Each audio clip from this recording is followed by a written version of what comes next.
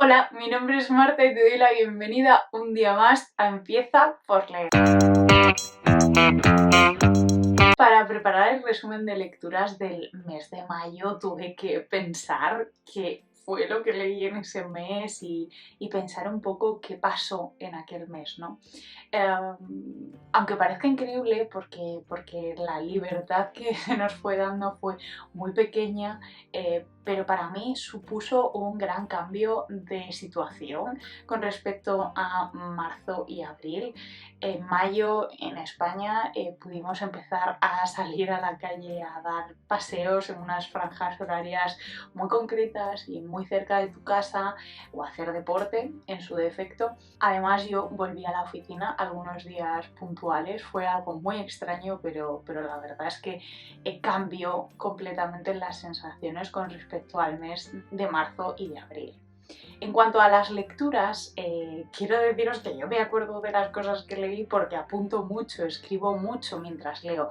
Entonces puedo hacer estos pequeños resúmenes de lecturas compartiendo un poco del argumento del libro y mis impresiones sobre la lectura porque tengo esas notas y puedo consultarlas. Si no, creedme que sería imposible. Y dicho esto, vamos a empezar. En el mes de mayo leí un total de 4 libros, 2 de ellos de no ficción.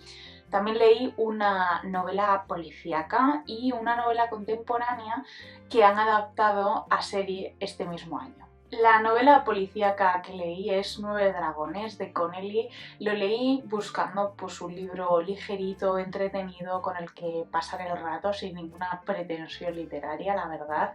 Lo tenía en casa desde hace muchísimo tiempo. Yo le calculo que más de 6 años.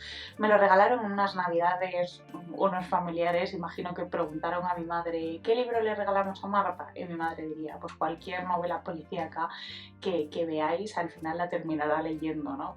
Y así ha sido. Supongo que sería una de esas novedades que aparecen en Navidad, destinada precisamente para eso, para los regalos. Pero bueno, han tenido que pasar esos 6 años acompañados de muchas mudanzas y el libro ha venido conmigo en todas las mudanzas, así que dije, venga Marta, léelo ya de una vez. El protagonista de la novela es Harry Bosch. Aparentemente Connelly le ha dedicado bastantes libros a este detective, pero para mí era el primero y tampoco importa que no conozcas el resto de su pasado, porque, bueno, es suficientemente autoexplicativo. Conclusión, que aunque pertenezca a una serie de libros, se puede leer de forma independiente. Este detective de Los Ángeles empieza a investigar un aparente asesinato fruto de un atraco en el barrio chino de esta ciudad y, bueno, pronto, muy pronto, se dan cuenta de que quizá no sea un mero atraco y que esté relacionado con la tríada.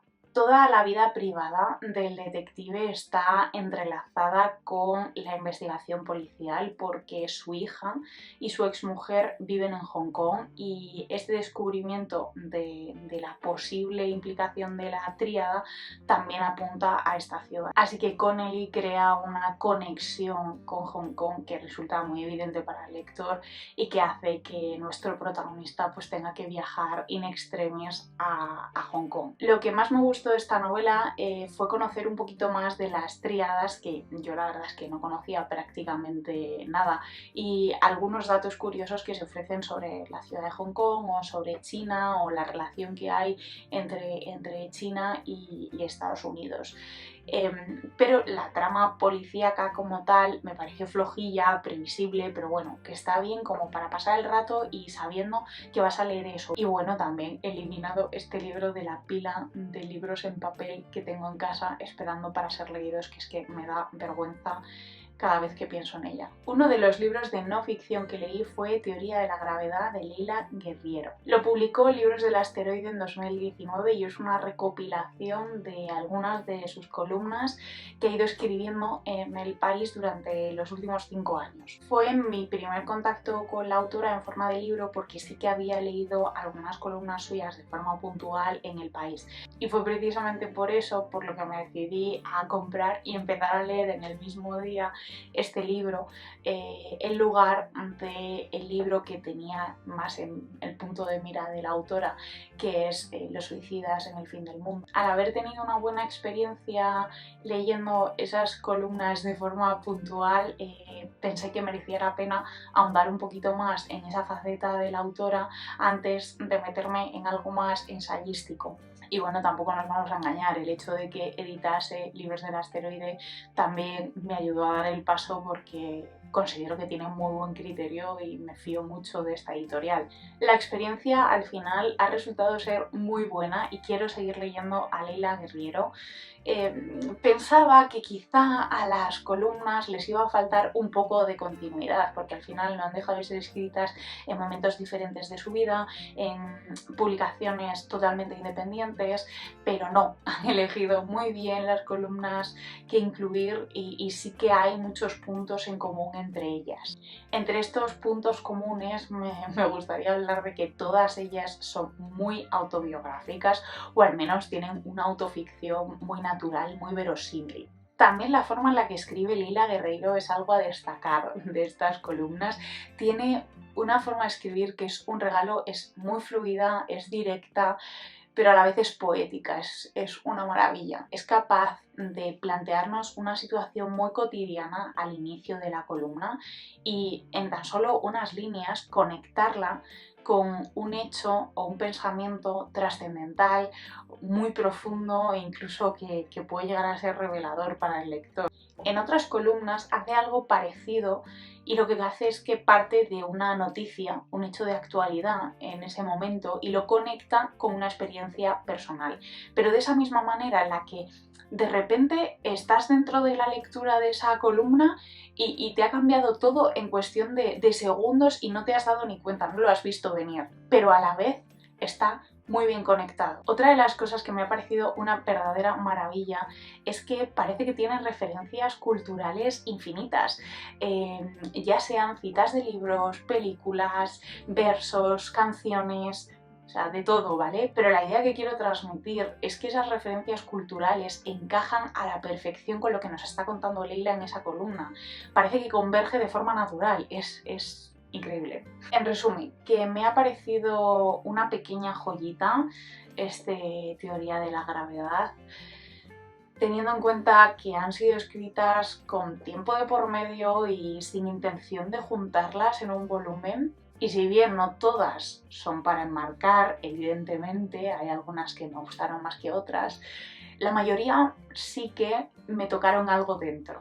La novela contemporánea que devoré durante el mes de mayo y que este año han adaptado a serie, y no me extraña, es Pequeños fuegos por todas partes, de Celeste Ning, o algo así, y que edita Alba. Las dos protagonistas de esta historia son totalmente opuestas. Por una parte tenemos a Elena, que está casada, tiene 4 hijos, una economía holgada, es muy metódica, tremendamente metódica, tanto que tiene toda su vida planeada desde que es adolescente. Sabe cuáles son los pasos que quiere seguir, cuáles son sus objetivos vitales, y hasta ahora no ha habido nada que se haya propuesto y no haya cumplido. En el sentido de que su vida ahora mismo es tal y como había planeado siendo adolescente. Por otra parte está Mia, que es artista y que subsiste gracias a algún trabajo artístico por el que recibe una remuneración económica y por tanto tiene que recurrir a trabajos por horas no cualificados y completamente inestables para poder mantener mínimamente su economía. Además viaja por todo Estados Unidos, vive viajando, es un poco nómada y cambia de ciudad pues cada pocos meses. Todo esto lo hace con su hija adolescente que hasta ahora pues no ha vivido otra cosa más que esa, el ir cambiando de ciudad en ciudad. La vida de estas dos mujeres tan diferentes se entrelaza cuando Elena le alquila a Mia su segunda vivienda en el barrio residencial donde lleva viviendo toda su vida. Se van estableciendo relaciones entre los diferentes miembros de la familia. Estas relaciones son muy diferentes, en algunas pues surgen roces y en otras todo lo contrario. La historia empieza por el final. esto es igual que la novela de Canción Dulce que ya os he recomendado alguna vez, pues es exactamente igual. El inicio de la novela es Elena con 3 de sus hijos en el jardín de su casa y la casa familiar está en llamas. Los bomberos están intentando apagar el fuego y ellos están simplemente observando cómo su casa se quema y pensando qué ha podido ocurrir. Por otra parte, vemos a Mia terminando de recoger sus pocas pertenencias junto con su hija, se montan en el coche y se van. Básicamente van a cambiar de ciudad, como han hecho durante toda la vida. Y eso es todo lo que quiero contar de la trama, porque es un libro que creo que gana mucho yendo a ciegas, porque es una historia en la que se trata de desvelar secretos, resolver misterios. Yo lo compré de forma muy impulsiva, debo reconocer, un sábado por la mañana a las 6 de la mañana, porque me fío mucho de las personas que me lo han recomendado y fue como, bueno, necesito leerlo, y la verdad es que lo devoré, visto y no visto. Este inicio por el final ayuda a que el lector sienta la necesidad de alguna manera de conocer cómo han llegado ahí, pero es que además durante toda la novela la autora mantiene muy bien el misterio. Esas incógnitas que tiene el lector se mantienen a lo largo de la novela, lo cual tampoco es tan fácil de conseguir. Ya no solo contenta con que haya mantenido el misterio a lo largo de todo el libro, es que además introduce muchas subtramas y hay muchos flashbacks que están muy bien metidos en la historia, ¿vale? No nos saca de la historia para nada, de hecho están perfectamente hilados y todos tienen relevancia. La construcción de los personajes es una maravilla, son personajes totalmente reales, te los crees porque todos tienen cosas buenas, cosas malas, los comportamientos que tienen son muy lógicos, la autora te hace ver cómo es esa persona y por qué se comporta como lo hace. Es un libro que he disfrutado mucho leyendo y que me ha recordado bastante a Pequeñas Mentiras, que también tiene adaptación a serie, de hecho comparte una de las protagonistas. Estas novelas pueden parecer superficiales a priori, simplemente sobre las vivencias en un vecindario americano, pero en realidad encierran bastante crítica social y dan la oportunidad al lector para reflexionar sobre ciertos temas, ¿no? En el caso de Pequeños Fuegos por Todas Partes, son temas que están bastante enfocados a la clase, al género y a la raza, desde el punto de vista de la maternidad, de la moralidad, de cómo juzgamos a las personas que tenemos alrededor, y plantea ese gran debate de si realmente estamos haciendo lo que queremos hacer o vivimos la vida que la sociedad nos impone, lo que es normativo. Y ojo, es un libro que está lleno de matices y de tonos de gris, ni los buenos son tan buenos ni los malos son tan malos. La única pega, por ponerle alguna, es que el final me parece como muy obvio y muy evidente, pero vamos, que es por ponerle alguna pega. En general os lo recomiendo mucho. Yo no sé si veré la serie, si la habéis visto, decidme en los comentarios, porfa, qué os ha parecido. Es que no sé si verla. Y el libro de no ficción con el que estuve leyendo en paralelo prácticamente todo el mes de mayo fue El hombre en busca de sentido, de Viktor Frankl. Os comenté en el cutre blog de lectura en el que empecé a leer este libro, y que os dejo por aquí en alguna parte, que tenía ganas de leer este libro desde hacía tiempo y mi hermano me lo prestó al final, y elegí el día del aniversario, 25 aniversario este año, del fin de la Segunda Guerra Mundial, el Día de la Victoria, que es fiesta nacional en Francia, por cierto, para decidirme a leerlo, básicamente. Yo es que para leer libros que me imponen un poquito de respeto, me busco excusas como, pues eso, los aniversarios, las lecturas conjuntas, en fin, ya sabéis, pequeños impulsos. Es un libro de no ficción muy conocido, está dividido en dos partes. La primera parte es una parte testimonial, trata sobre su experiencia en los diferentes campos de concentración por los que fue pasando como prisionero.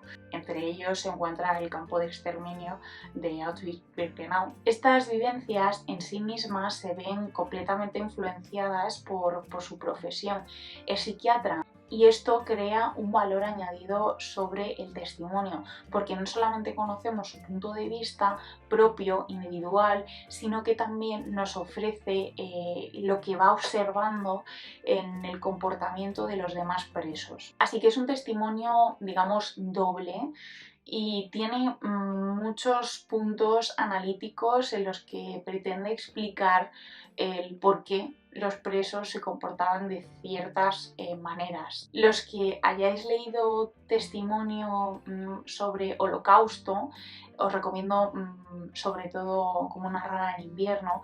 Creo que entenderéis a lo que me quiero referir, que no es simplemente esas sensaciones vividas y esos pensamientos que has tenido, sino más bien el por qué te has comportado como te has comportado. La segunda parte es un tratado sobre logoterapia, que es una psicoterapia que él desarrolló basándose en los conocimientos sobre el comportamiento que hizo sobrevivir a los presos de estos campos. Es un libro que deja pozo, que hay que leer, porque además de ser un libro sobre testimonio del holocausto nazi, es un canto a la vida, total y absoluto. Hay una frase que se me ha quedado aquí en el coco grabada y es algo así como que quien tiene algo por lo que vivir es capaz de soportar cualquier cómo. Ya digo que es más o menos eso, ¿vale? Y hasta aquí el resumen de lecturas del mes de mayo. Me gustaría saber si os acordáis de lo que leísteis en mayo, si escribís mientras leéis para capturar un poco las sensaciones de la lectura. Y bueno, ¿qué os parecen estos libros? Si habéis leído alguno y estas cosillas. En fin, que charlamos en los comentarios. Mil gracias por ver el vídeo, gracias por la acogida que tuvo las lecturas del mes de abril y hacerme saber que no estoy sola con la decepción de Reina Roja y en fin, que muchas gracias por el apoyo y nos vemos en el próximo vídeo. Y hasta entonces os deseo unas muy felices lecturas.